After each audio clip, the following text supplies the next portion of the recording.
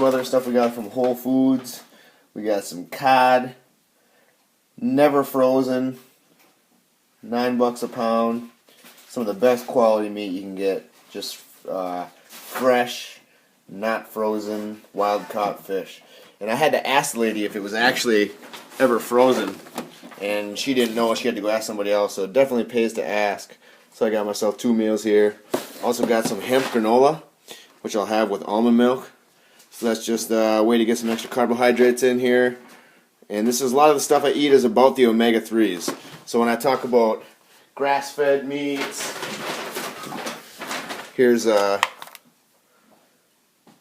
free range. I'm doing this to try to balance out the omega-3 to 6 ratio. So grass-fed meat is going to have more omega-3s and less omega-6s, which is going to reduce inflammation, and that's really what's going to help. You know, it's going to help your joints feel better. So that's the reason, one of the main reasons why I do try to eat grass-fed and a free range is because of the omega-3s and the omega-3 to 6 ratio. Alright, so talking more about omega-3 to omega-6 ratio and just a little bit more about that. So if you guys don't already know, most meat, most beef you get is that beef is fed pretty much, you know, corn is one of the main things that's fed. And corn has high omega-6 fats, and that corn that they eat, you know, affects the cow, you know, the meat, you know, and the omega-3 to 6 ratio. So obviously cows that eat corn have a high omega-6 ratio compared to cows that eat grass have higher omega-3 levels.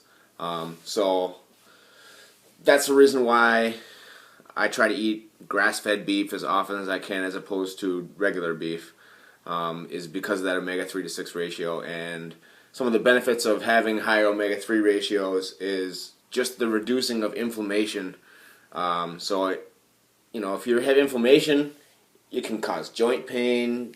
So anybody who has joint pain, which if you're exercising, it's sometimes a part of exercising vigorously and pushing the limits of your body is getting joint pain. So if you're trying to reduce joint pain, one thing you can do is eat more grass-fed, you know, grass-fed, free-range, wild-caught foods, and focus on also foods high in omega-3 fatty acids, and that's going to essentially help you reduce inflammation.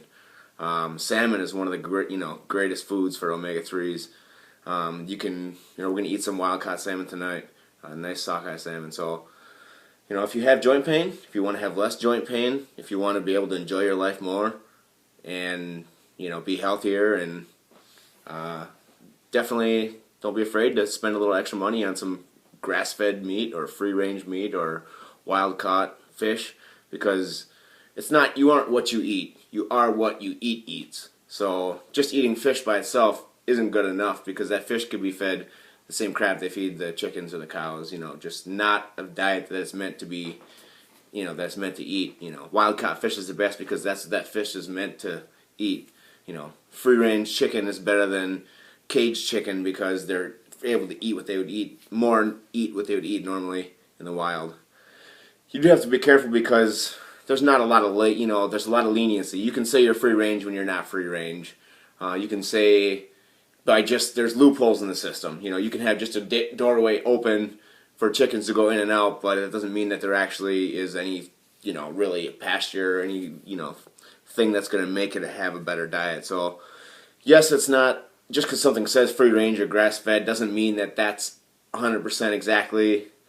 You know, there's definitely some loopholes in the system, but you can research your people you get it from, and you can try to buy a local to try to, you know, essentially you can research or find out exactly, you know, what that animal ate, and it's not, if you really look hard enough, you can trace it back, you know, to a certain point. If you know, choose certain foods like Thousand Hills beef, I know, you know, where this 10,000 Hills beef, you know, is located. I know that they allow people to go in their, you know, manufacturing center, and, you know, they're pretty open about what they feed them and how they process it and everything like that. So definitely, if you have extra money, even if you don't have extra money, find a way to prioritize your money to eat. You know, don't be afraid to invest money in your health. Every time you buy some quality food, you're really investing in yourself.